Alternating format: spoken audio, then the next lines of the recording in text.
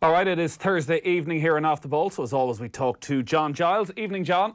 Evening, Nathan. We'll get into matters on the pitch in a moment and the Manchester derby and what's going on at Manchester City, but I think we got to start with what happened last Friday and the FAI, and a pretty shocking day, I think, for Irish football. We knew it was bad. I'm not quite sure anybody expected a debt of over €55 million, a new 15-year mortgage on the Aviva Stadium. It was a pretty dark day. Well, it's just another dark day, Nathan, which is not getting any better as we go along, and it's very worrying. Yeah, it is very worrying, and you look at what's been talked about today, which is maybe splitting up the FAI, where on one hand you'd have the elite side, which would fund the national teams and would deal with sponsors, and that's where they would get their revenue, and maybe a split to a separate grassroots organisation that would be funded by government, that would at least mean that the development officers and the coaching officers remain in place, because that is the huge concern, I guess, that this is a crisis right now, but it's a crisis that could leave long-term lasting damage in Irish football. Well, exactly, Nathan, and it has to be done in the right way. I don't know who are producing these improvements. Who's doing them, Nathan? Do you know? Well, I think this proposal was put together by a lot of the FAI staff, who are obviously also very worried about their jobs and potential cuts over the coming years. Yes. Well, as long as the right people are doing it, Nathan, obviously they'll be doing it for the right reasons. I think anything is an improvement on what we've got at the moment, and we need to get it right for the future. Yeah, we'll come back to this, I think, in the coming weeks and the coming months, no doubt, as things do develop and we see who are the people that are going to be charged with trying to get the FAI and Irish football back on track. Yes. In terms of what happened this week, John, on the pitch, the Manchester derby was the big game of the weekend. A lot to talk about from both sides, from City's point of view, and it looks as though the title race is done. But we might just touch on Manchester United first. It felt as though maybe Ole Gunnar Solskjaer was facing two games to save his job against Tottenham and Manchester City. They certainly delivered, United, with their two victories. What was different? Well, I think the effort was good for a start. That's where you start from, Nathan. And they played well. I think they deserved to beat City. They certainly dominated the first 20 minutes, but I think over the 90 minutes they deserved to do it. So there is an honesty about the play. Fred played well. McTominay's come in. They're not Pogba. They don't have the ability of Pogba, but they have the starting point, which is the will to work hard and do what's good for the team. So I just seen the paper today that Pogba might be coming back. Well, does he want him back, Nathan? I wouldn't have him back. Anyway, I mean, the team is they're playing for each other, and that's your starting point. But they were good. They deserved to win. Marcus Rashford is a player who's still only 22, but really in the last couple of months seems to have stepped up to another level. He's scoring a lot of goals, just seems to be playing with a huge amount of confidence. How highly do you rate him? Well, I think he's a very, very, very, very promising player, Nathan, and has been for a few years. I think when he started off first, he was very, very good, and then he had a spell where he wasn't doing so well. I don't think Mourinho did him any favours. I think he needed easy handling, and he didn't get it from Mourinho. And I think he lost a bit of confidence, because he's only a young lad, as you say. That I think he's only 22 now. So you're talking about when he was 19 and 20. But I think he's come on again. I think he'll be one of the leading players in the Premiership for a number of years. And a very, very talented lad. If he gets this confidence in himself that all the great players have, then that'll be the next step. But I think he'll do it, and I think he's one of the very, very promising players. When you talk about that promise, does he look as though he could be a player who scores 25, 30 goals a season, or is there more to his game than that? Well, if he's scoring 25, 30 goals a season, he won't be doing too badly. Yeah. If you put Messi, if he starts in his general game playing well, who knows? I'm only kidding a little bit there, Nathan. But I think if he gets to 25, 30 goals, he's made it. But I think his general game is good. He's a very mobile lad. He doesn't hang around. He works hard as well. I think he's a good character. I think because he's a shy lad, I think the criticism in the last couple of years with Mourinho really got to him, and his self-confidence disappeared. But he's got that back now, and I think he should go on to be a really, really top player. Where do you see United going then? Does this change your view on what United can achieve this season as to whether they can finish in the top four? Well, they've a lot to do. I wouldn't change my mind in a week, Nathan. I think they've still got a lot to do. They're anything but the completed article, as we know. I mean, there are 2 good wins that they've had, but it's amazing with football. Like before that, Solskjaer's out. He's no good. He's that now. He's the papers I've seen. He's a bit of a genius. That's what happens in football. I don't think he is a genius. I think they've had 2 good wins. They played well. I think they will pick up. You know, before the season started, you'd fancy them to be in, the top 4 or top 5. They had a dreadful start to the season. And the way the other teams are going, some of the top teams like Arsenal and Chelsea, they could well finish in the top 4. They could do, yeah.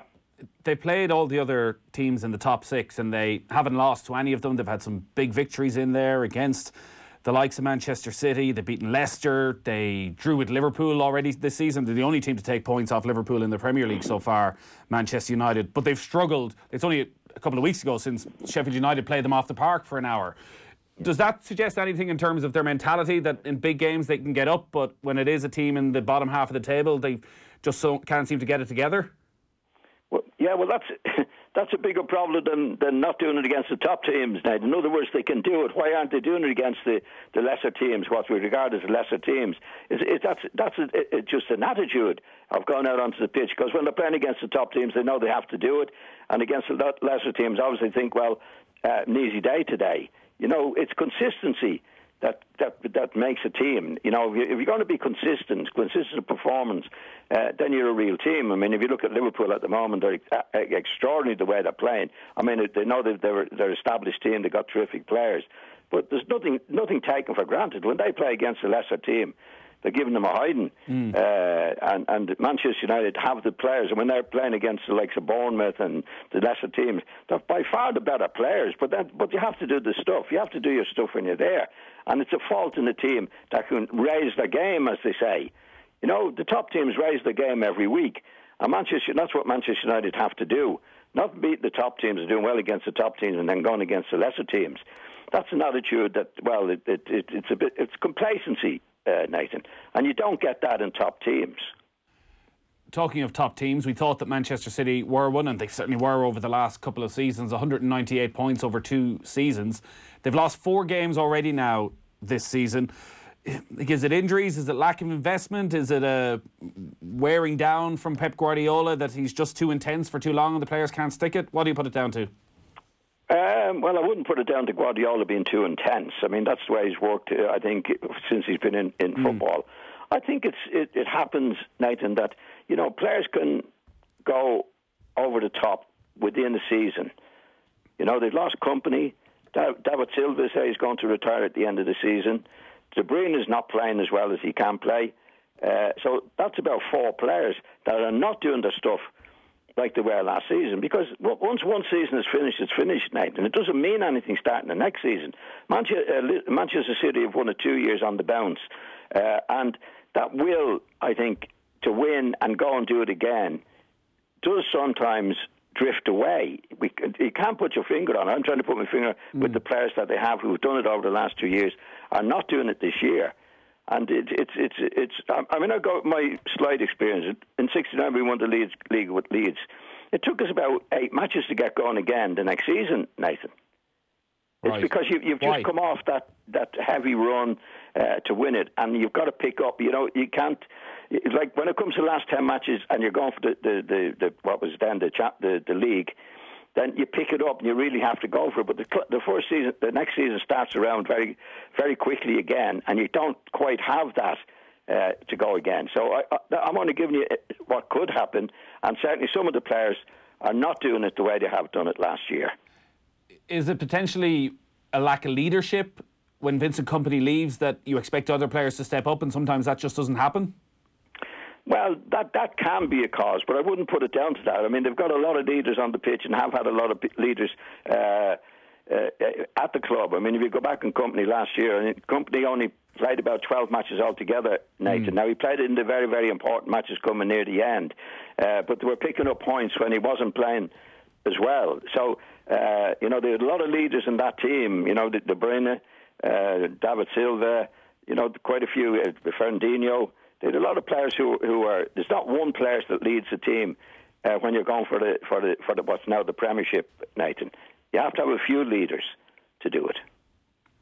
Graham Souness was on the television last night talking about City's game in the Champions League, and they conceded a goal there, and he was just talking about how soft it was and that the players weren't sprinting to get back at the right time, and a couple of other goals where players didn't step out to close down. You think of the goal that John Giles scored where they didn't step out of the defence in time. Does all that just feed into a sense that everything's just a couple of percent off? Oh, definitely, Nathan. And it's hard to put your finger on it, because you're going from one season to the next. And again, the next season comes around very, very quickly, and you have to go through what you went through last year. I mean, if you look at Liverpool now, for example, they've got terrific players, but they're hungry for it. They haven't won it for 20-odd years, so they're hungry to do it. I think complacency does seep into a team. In City we're talking about, along with the players. Like David Silva said he's going to retire at the end of the season. That's not a good thing for the club. I don't think De Bruyne has done it for a while. Company has left. Fernandinho has gone back into the back four. So there are a few changes from last year which can cause the situation that Manchester City are in at the moment. It changes very quickly, Nathan. Last season's gone, it's dead and gone. It doesn't mean anything this season. And City obviously don't have the attitude, for whatever reason it is, to be doing and closing players down like they were doing last year. Do you think this might be the end for Guardiola at Manchester City this season? That obviously he'll get to the end of the season, you would expect. But if they don't win the Champions League, that maybe he'll just need a break from it all again? Well, he might. He said that he won't, that he'll be there next year. Again, it depends on the spending power that they have at City. Are they going to use it and replenish the team? That's the way you do. See, he hasn't spent that much money in the last couple of years, Nathan. And if you go back a long time to Liverpool when they were on top, Manchester United were they on top. Nearly every year when they were winning and winning well and playing brilliantly, they'd add two top players to the squad, which put new blood into the team to go again for the next year. City have the resources, I think, to buy more players, but they might be in trouble, I think, with the transfer thing that was going on in the summer, and it's restricted them from spending. But I think if they go to the end of this season and Guardiola is going to stay, I think you'll see a lot of big spending there. Yeah. All right, John, that is the Manchester derby. We're going to take a very quick break.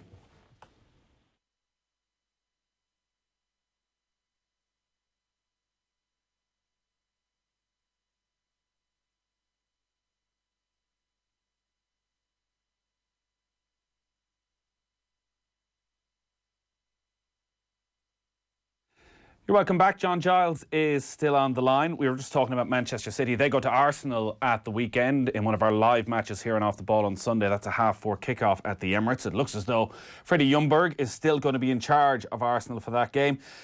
Feels like this might drag on a little while, John, this Arsenal manager hunt that you would have expected that Unai Emery, having been under pressure for quite a while, they might have had a pretty short list of who they wanted to come in. It doesn't feel that way. There's so many names being bandied about that feels as though things behind the scenes maybe aren't quite right. Well, I think things behind the scenes haven't been right for Arsenal for a long time, Nathan. And I think that's why they're in the mess that they're in now. Now, they've got to get a new manager, and that's the look of the draw, as we know. We don't know who Ancelotti seems to have come into the frame now. I don't think Ljungberg will get the job, Nathan. I don't think so. Ancelotti does have a good CV. He might get it. It's very, very difficult. It's very, very difficult to know. Yeah. There's a few teams at the moment looking for a top manager. Everton, for example, they had Ferguson last week, and it's funny enough. He's saying, "I don't want the job," which is most unusual when you come in. Stop the questions and do what he did on the first day. It's a most unusual situation, but it's funny with in the Everton situation. He's been there a long time, and he's been in the background, Ferguson, and and he did say to it, I don't want the job, I'd be glad when somebody else comes in. Now, he might be wise in that respect, Nathan, because the job he's in, he could be there for another 10 years. If he takes the job, he could be out in 6 months. Do you know what I mean? I've seen it happen in lads. I remember there was one lad at Carlisle.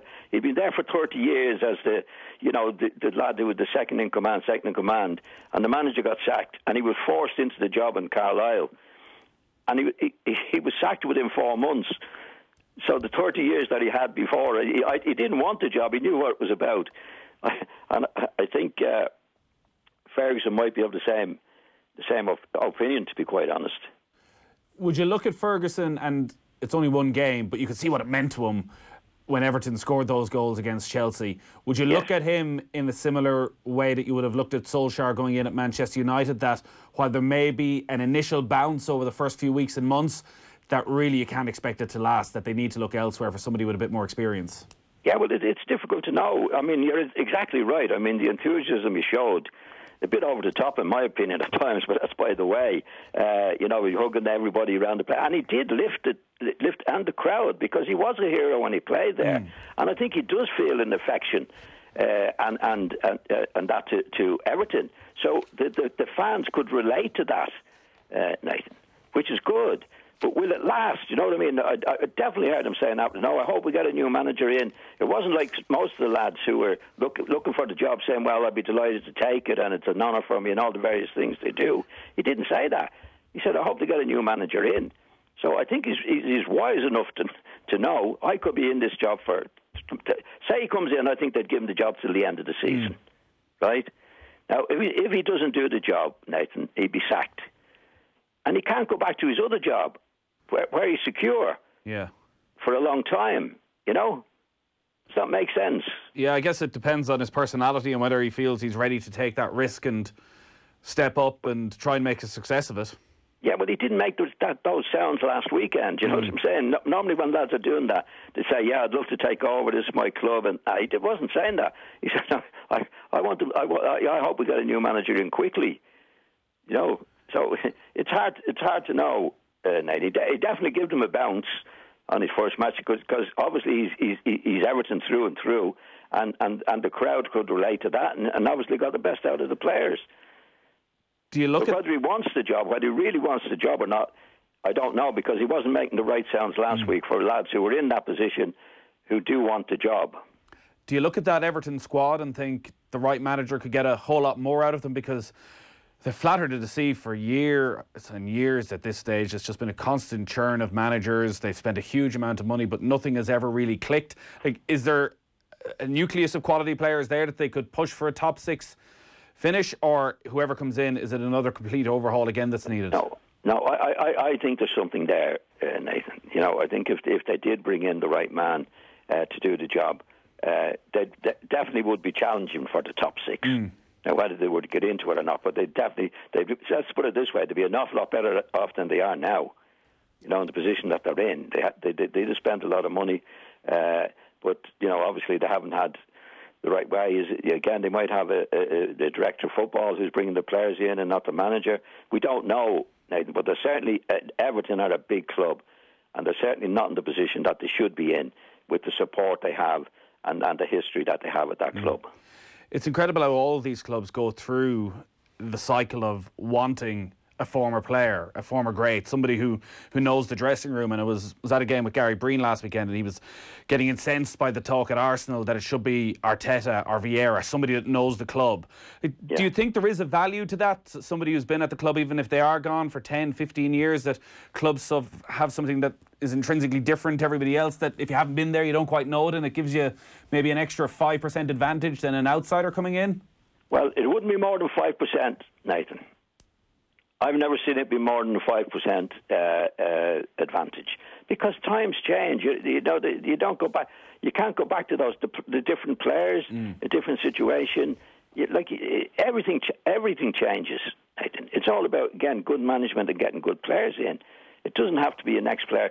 Like if you say Arteta, what does he know about the club that he knew that a stranger wouldn't know? Let's put it as this, because all the players that are there now, he's years gone from there. He didn't play with them. He doesn't know them. and he goes in, you go back to the Arsenal way. What a lot of managers can, new managers come in, is they can imitate the managers that were successful, right? But I've never seen that work, Nathan, because every manager is an individual and they work in individual ways. And if you go and copy somebody or think that you're copying somebody, it's a different thing altogether. I've never seen it work. You have to be yourself. Let's put it this way. When Ferguson went to Manchester United, Alex Ferguson went to Manchester United, he had done a big job at Aberdeen, but before that he'd been sacked. And he did work with one of the great managers of Celtic. Jock Stein. Jock Stein. Jock Stein, yeah. Yeah. He worked with him with the Scottish team. But when he went to Old Trafford, he didn't try to imitate Jock Stein. He did it himself. And I found with managers, knowledge of the game is a huge plus in management, obviously. But I found the force of personality of all the individual managers that I knew was the driving force, Nathan. It wasn't just their knowledge of football. Actually, more the driving force of their personality was more important than the knowledge of the game. So there's a mixture in it, and there's very few great managers around at any time, Nathan, But I think Arteta coming in would have to go in on his own terms. I think the fact that he played for Arsenal, knew the club, all those players are gone. I don't think 5% would be the most, I would say, because he would get a good welcome from the supporters, and they'd have a little bit more patience with him than with a manager who never had played for Arsenal.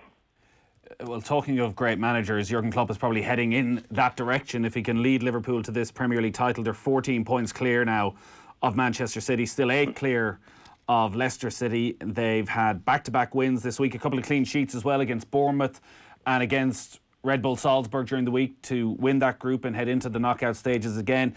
Do they just look like a team now who almost know how good they are with the way they were able to control that game against Salzburg? There was a lot on the line against a team who play good attacking brand of football, but Liverpool, after the first 20 minutes, generally looked quite composed, it seemed. Yeah, I think he's got them there now, Nathan. I think he's done a really top job. He's got the players in. But when you look at Klopp, I think it's more personality than knowledge. He drives them. I think they're all scared of him, which is a great way to be for a manager. He demands everything of them all the time. I know I've been going on about De Bruyne at City. Yeah. Right? I don't think Klopp would stand 2 minutes of De Bruyne the way he is at the moment. In what way? He wouldn't have it. The inconsistency, the lack of work ethic that he's not. That, in my opinion, he wouldn't stand for that. I think all the Liverpool players, I'd say, are scared of him, and scared of him in the right way. I think he stands no nonsense whatsoever. There was an incident there. Was it when Manchester United played at Old Trafford?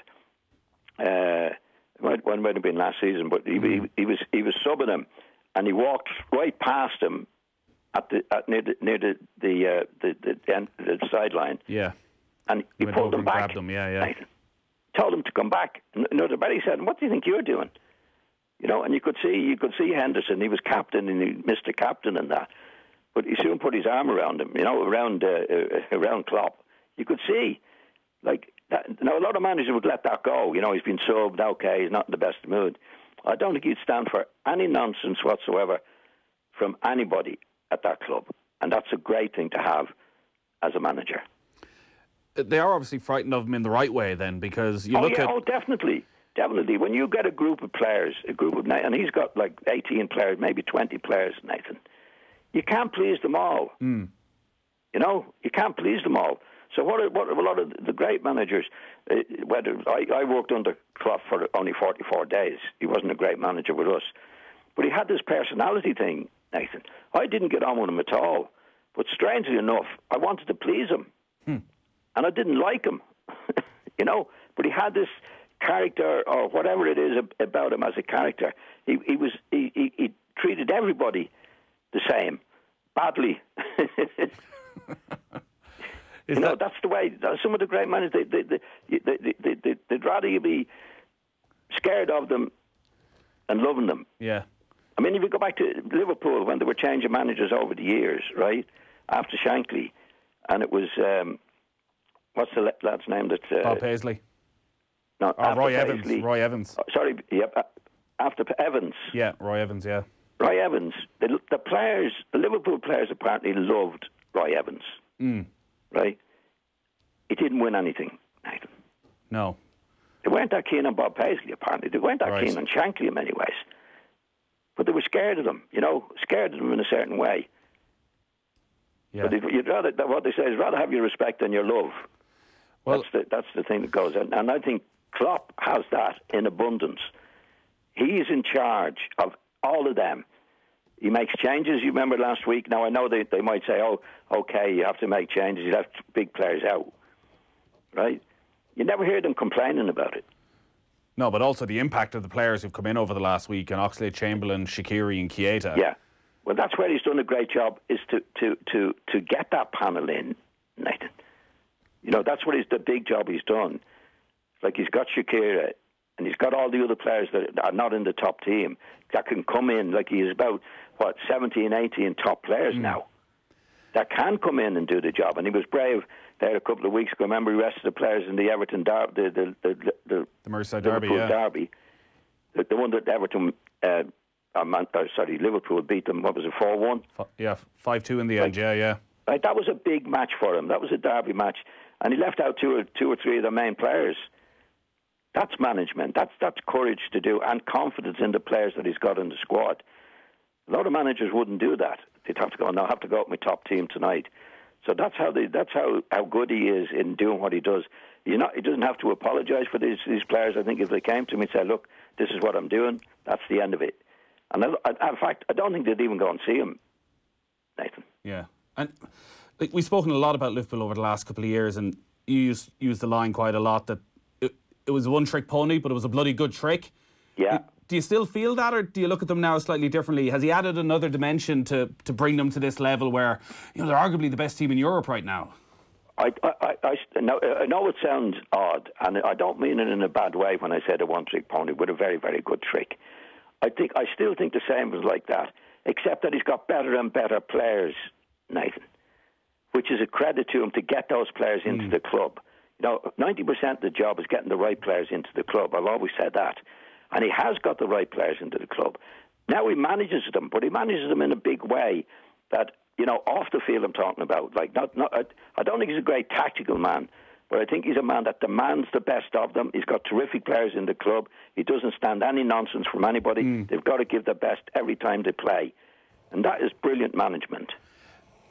On the tactical side of it, the way he's got the full-backs playing, like the amount of assists that Alexander-Arnold and Robertson make per season, the influence they seem to have in the game. They get as many touches as anybody. Every out ball is to the full-backs, and they play most of the game.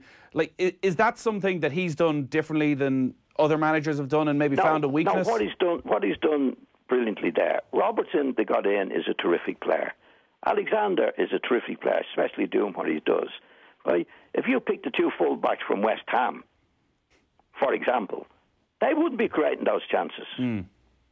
He's got those players in, and it's all about getting the right players in. Has he not made them that player? And play, and that's what he does, and demands of them all the things that they do. He demands of Alexander to do what he does, and not lucky enough, they can do it.